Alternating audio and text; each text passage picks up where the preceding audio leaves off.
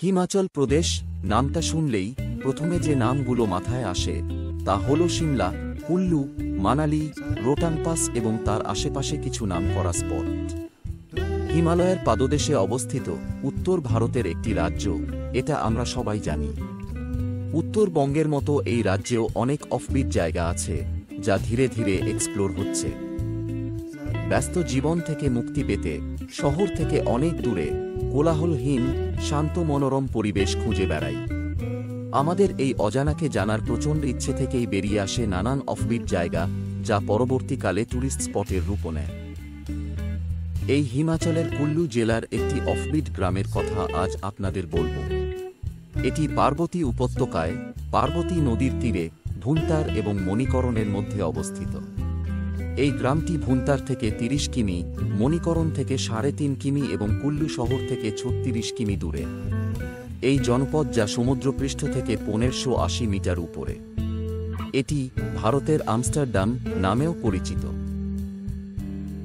প্রাকৃতিক সৌন্দর্যের জন্য পরিচিত এই গ্রামের মধ্যে রয়েছে কনিফারের ললাট বন, তুষারাবৃত হিমালয় পর্বতমালা, ঝোড়ো নদী, পার্বতী উপত্যকা যেখানে পার্বতী ও বিয়াস নদী মিলিত হয়েছে, মণিকরণে উষ্ণ প্রস্রবণ। আরও কিছু আকর্ষণের মধ্যে রয়েছে ট্রেক ট্রেইল, গুরুদুয়ারা সাহেব মণিকরণ, ম্যাজিক ভ্যালি বা ওয়াইচিং ভ্যালি। এই গ্রাম দেখার সর্বোত্তম সময় কোনটি তা নির্ভর করে আপনি কি করতে চান তার উপর। অক্টোবর থেকে জুন পর্যন্ত আবহাওয়া মনোরম থাকে এবং প্রকৃতি তার সেরাটা দেয়। এটি ট্রেকিং, ক্যাম্পিং এবং তোষ, মালানা এবং পার্বতী লেকের মতো আকর্ষণীয় স্থান দেখার জন্য একটি ভালো সময়। মার্চ থেকে মে আবহাওয়া মনোরম, তাপমাত্রা ১৫ থেকে ২২ ডিগ্রি সেলসিয়াস থাকে। এটি ট্রেকিংয়ের জন্য আদর্শ সময়। জুলাই থেকে সেপ্টেম্বর আবহাওয়া থাকে মাঝারি। বর্ষার মাসগুলিও ভ্রমণের জন্য ভালো, তবে আবহাওয়ার পরিস্থিতি প্রায়শই অনিয়মিত এবং ভারী বৃষ্টিপাত হয়। রাস্তাগুলি বেশ বিপজ্জনক হতে পারে এবং ভ্রমণ ঝুঁকিপূর্ণ।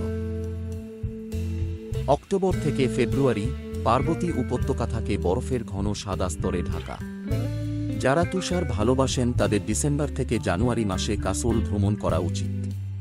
তাও কাসোল দেখার সেরা সময় হল মার্চ, এপ্রিল, মে এবং জুন।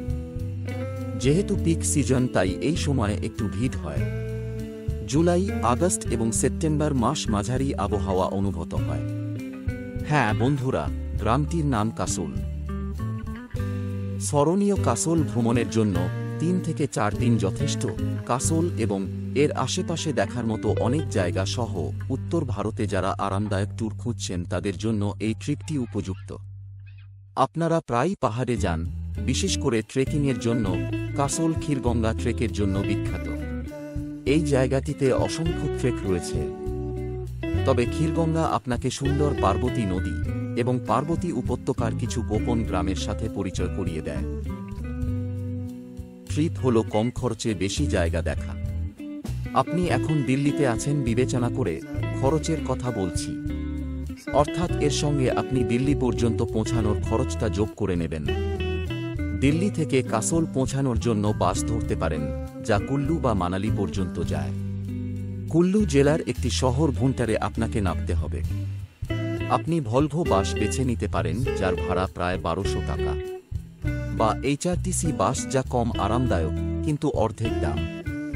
সবচেয়ে সস্তা বাস যা আপনাকে ভুন্টারে নিয়ে যাবে, ভাড়া ৭০০ টাকা।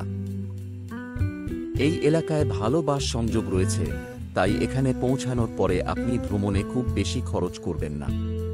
এখন ভুন্টার থেকে কাসোল পর্যন্ত আপনি নিয়মিত বাস পাবেন, যেগুলির সর্বোচ্চ ভাড়া ১০০ টাকা। আপনি নিশ্চয়ই তোষ ও ক্ষীরগঙ্গা দেখার পরিকল্পনা করছেন। এই উভয় স্থানের মূল পয়েন্ট হল বারসাইনি। আপনি সহজেই কাসল থেকে বারসাইনি পর্যন্ত বাস পেয়ে যাবেন। কাসল থেকে বারসাইনি 1 ঘন্টার পথ। আপনি কাসলের ছাত্রাবাসে হোস্টেলে থাকতে পারেন, যেখানে 1 রাতের জন্য একটি বিছানার দাম 200 থেকে 300 টাকা। তোষ এবং ক্ষীরগঙ্গাতেও আপনি গেস্ট হাউস তাঁবু খুঁজে পাবেন, যেগুলি প্রতি রাতে জনপ্রতি 300 থেকে 400 টাকা চার্জ করে। এখন এটি আপনার উপর নির্ভর করে আপনি খাওয়া এবং কেনাকাটার জন্য কতটা ব্যয় করতে চান। আশা করি খরচের বিষয়টা বুঝতে পেরেছেন। বন্ধুরা, আজকের ভিডিও এই পর্যন্তই। কেমন লাগলো কমেন্ট করে জানাবেন। পরের ভিডিওতে আরেক অফবিট জায়গার খবর নিয়ে হাজির হব আপনাদের সামনে। ততক্ষণ আমার বাকি ভিডিওগুলো দেখতে থাকুন, হয়তো সেখান থেকেই খোঁজ পেতে পারেন আপনার পছন্দের জায়গাটি।